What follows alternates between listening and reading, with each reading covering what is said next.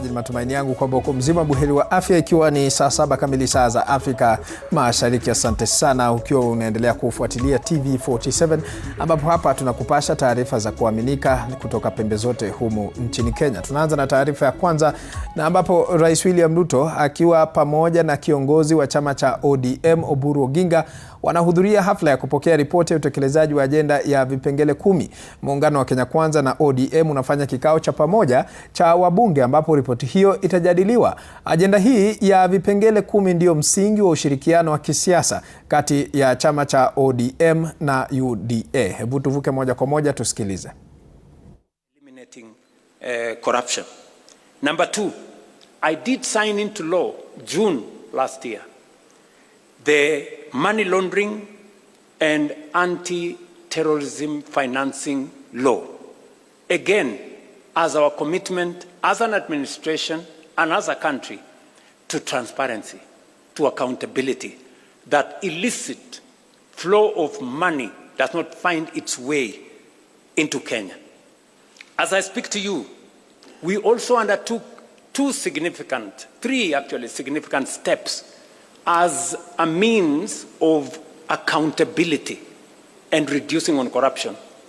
Professor Anyang', who was in our treasury, will tell you we have been struggling for the last almost 20 years to do what we called single treasury account. It has never happened. It has happened this year. We have been struggling to do what we call zero-based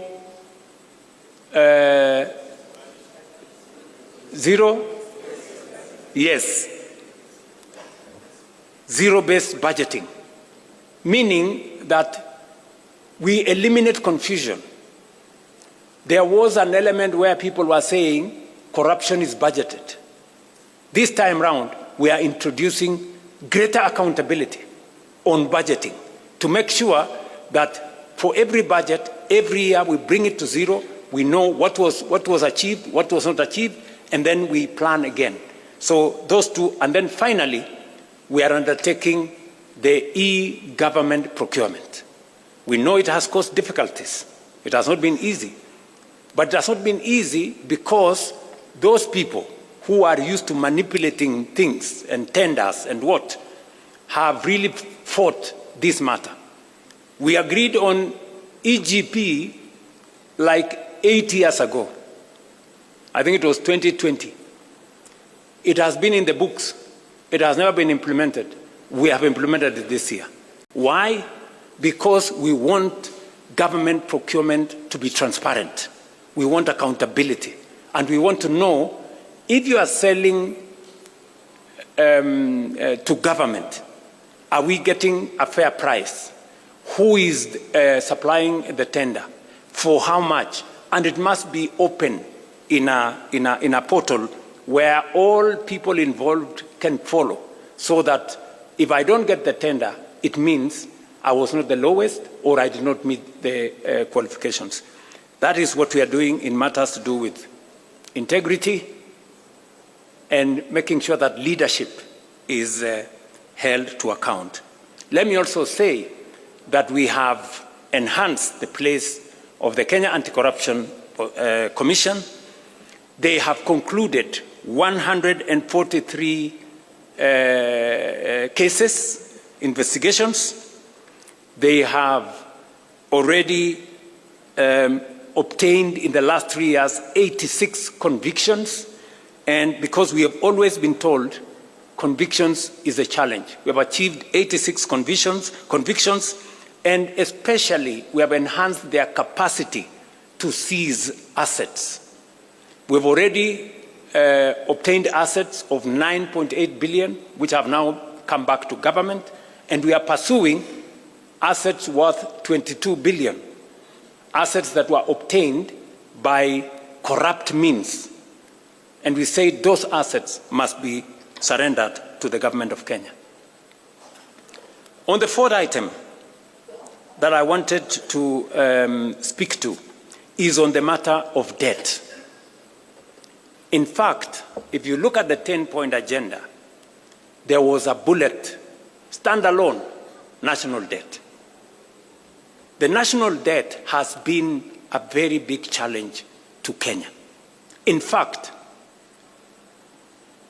debt almost brought our country to its knees. You heard what Professor Kidure said, that in 2022, there were 6 countries that everybody believed in the world they were going to default on their foreign financial obligations. One of them was Kenya. And why was Kenya there? Because we had the highest, the largest Eurobond of $2 billion.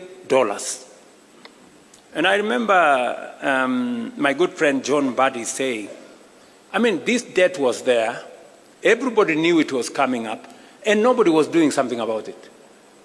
You know, we were just waiting. And so the first thing when we came into office, we said we can't.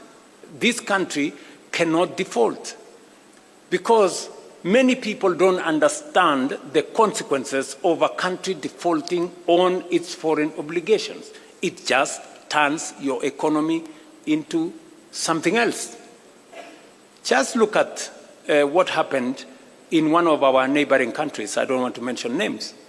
When they defaulted, their currency was devalued by 100%.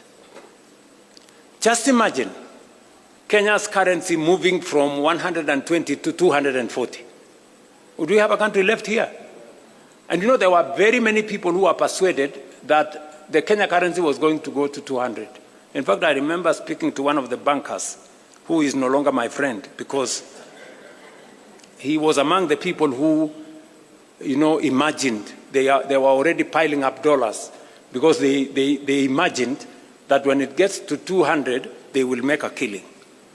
Unfortunately for them, they had to make losses because the 200 shilling dollar did not happen.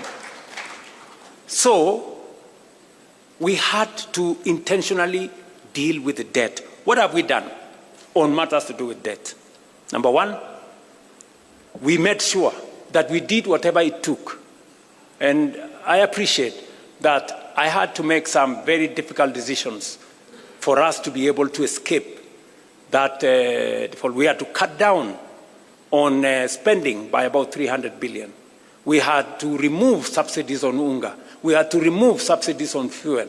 We had to eliminate, we had to stall some of our projects because we had to pull back from continuous borrowing.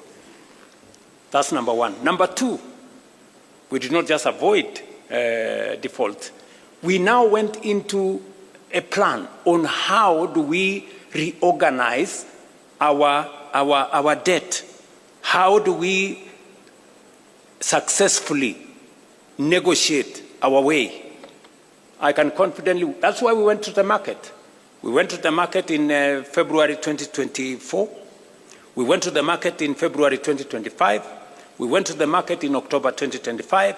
And we went to the market again this February. To do what? To do liability management. The debts that were due next year, we now have no debts due in 2027.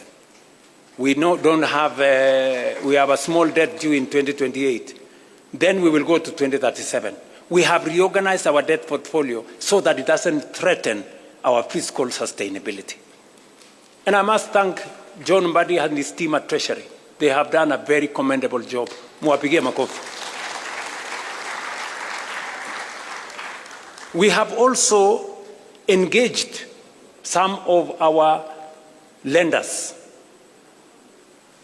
I do not want to mention names. I have had to go and sit with some of the lenders and tell them, guys, some of these loans, the repayment is too steep for us. You know, some of the interest rates you are charging us are very high. And we have successfully managed to reduce some of the interest rates. We have managed to change some of the structure of the debt so that instead of too much upfront payment, we have managed to negotiate to make them concessional.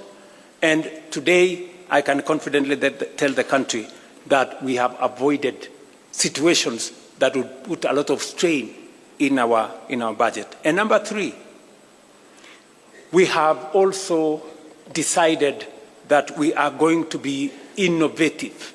We are going to be creative in how we do public assets. It is no longer tenable for us to continue borrowing. That is why we have said we are not taking any borrowing resources unless it is absolutely necessary. I see some people say there has been a disagreement between Kenya and the IMF. There is no disagreement. We have just agreed on what to do. We have agreed that if we need your money, we will come for it. If we don't need it, we will do with the resources we have. I mean, how does that amount to a disagreement? Are we together? Yes. I mean, is it wrong to be able to stand on your own and do your own stuff? Is that a weakness or a strength? Yes. To me, akili bwana. So, what have we done? We have decided to have alternative instruments of financing our development. We went the route of securitization. Many people told us, oh, you are going to do this. Because of securitization, and I must thank members of parliament, when I negotiated with you and I told you, guys, forgo these 7 shillings, it will help us raise money. We raised 175 billion shillings. We returned all the contractors to our roads. We paid them. Today, we have 6,000 kilometers of road going on in Kenya. We have 90% of our contractors are back on site, and new roads are now being contracted because we decided not to continuously depend on the budget. We looked for alternative instruments of financing our road infrastructure. We are doing the same with Talanta. We are doing the same.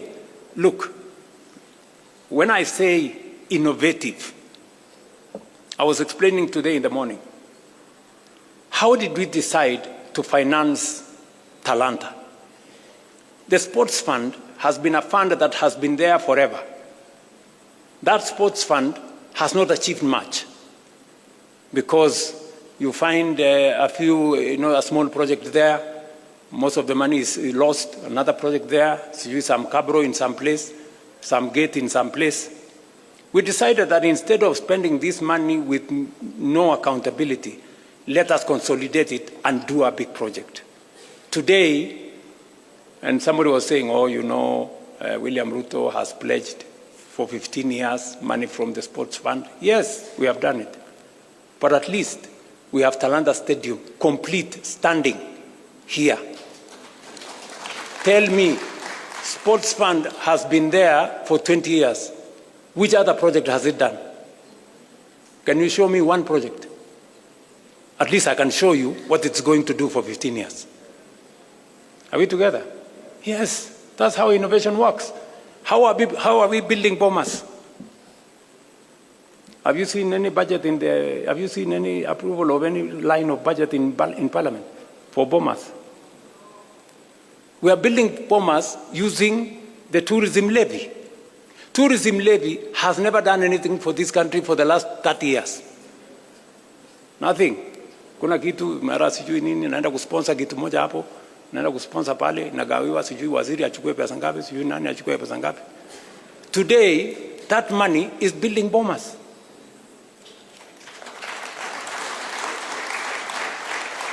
Friends, that is how thinking out of the box looks like. Kwani mlikuwa mnafikiri thinking out of the box ni kufanya kitu gani?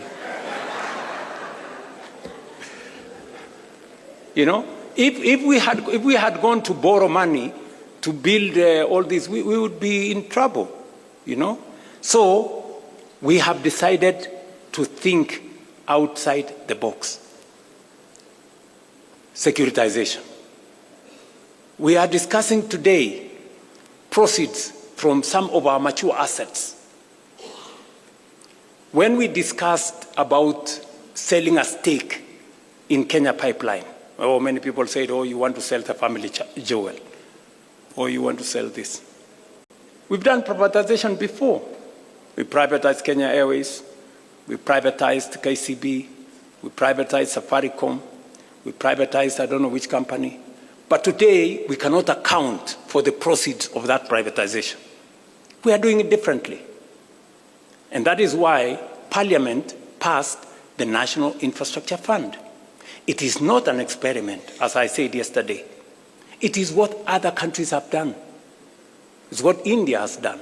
It's what the UK has done. It's what Ghana has done. It's what South Africa have done. And that is the way to the future. This morning, Leo, I rang the bell at Nairobi's Securities Exchange, and we collected 106 billion from the sale of our stake in Kenya Pipeline IPO. And we are going to put that money in the National Infrastructure Fund. You know, let me explain to you. If we don't have the National Infrastructure Fund, the National Infrastructure Fund gives us a different leverage. It multiplies that 106 billion 10 times. You know, not through magic, no. Through innovation, creativity, and financing. And that is how we are going to have additional resources to do our roads, to generate more energy, and to do what our senior here, party leader, was saying. He said, we pretend that there is always an emergency in northern part of Kenya, when we know it's going to happen. Because of what we are doing now, if you read today's newspaper, we have already advertised for several dams. So when I talked about us using the National Infrastructure Fund and proceeds from privatization for building infrastructure, we're not talking about the future. We're talking about doing it now. We've already done the contract for Jomo Kenyatta. That is where about 15 billion shillings is going to go. And that 15 billion shillings is going to enable us raise 150 billion. Just by putting 15 billion. It's the same thing we are going to do with the dams. If you check today, we have already advertised several dams, because that is how we are going to cure the problem of food insecurity. Water harvesting, water storage, irrigation. That's how we are going to eliminate the shame of hunger in our republic. And we are beginning that journey today. Many people were asking themselves, will the National Infrastructure Fund be accountable? I want to tell you, yes, it's going to be accountable. It's going to be accountable to Parliament. It's going to be audited by the Auditor General. It's going to engage Cabinet. And we are going to make sure that no shilling of that money is going to go anywhere except for productive national infrastructure. I will be appointing the board tomorrow. The governing council tomorrow. Then they will be the one to competitively recruit the board, because we want to inject transparency into that space. I was saying this in reference to debt, how we are dealing with debt, and how we want to make debt not a threat to the Republic of Kenya. Number one, we have negotiated with our lenders. Number two, we have rearranged, using liability management, the debt portfolio. Number three, we are using different mechanisms to raise revenues for matters to do with the public infrastructure development. We are using private-public partnership. Finally, the Rironi-Mau Summit Road, we are not even investing money from the public. That is being built using private-public partnership. And that is how we are going to grow our country without putting too much burden on citizens on taxation or over borrowing from everywhere.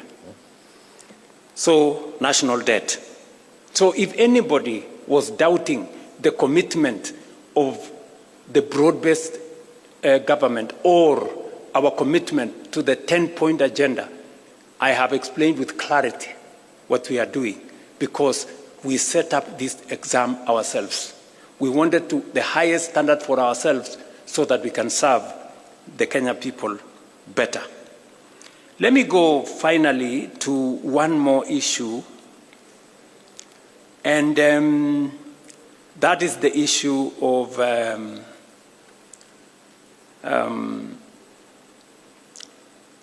the subject we committed ourselves to, which was peaceful assembly and making sure that the victims of protests are compensated. Although we have been told here, and it is correct by the party leader of ODM, that you can never compensate life, but you can do something about it.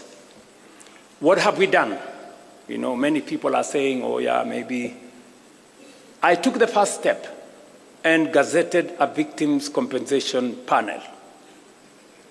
It subsequently went to court, and the court held it for a while. Even as the court held it, we did some work.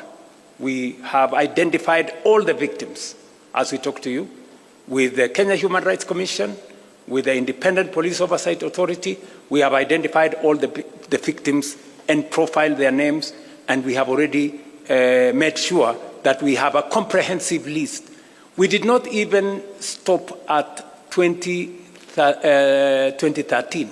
We went back all the way to 2017 to make sure that all those that were affected by protests from 2017 are now captured. So we have already identified all the people in there. We have provided resources. You will be approving 2 billion shillings to make sure that we have the resources to compensate those people. Finally, the court came through and gave direction on how that process should be done. And last week, we now, in compliance with the decision of the court, last week we gazetted a panel, as was recommended by the court, to expedite this process. And it is our belief that unless something else happens, we should be able to conclude this exercise before June, so that we can all be in that space. But we are not stopping there. We are saying we want to look at the future.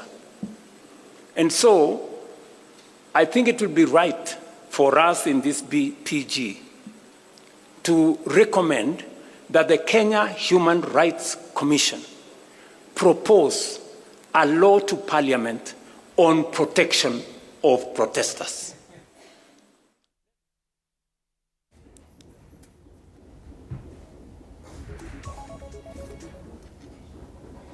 We do not want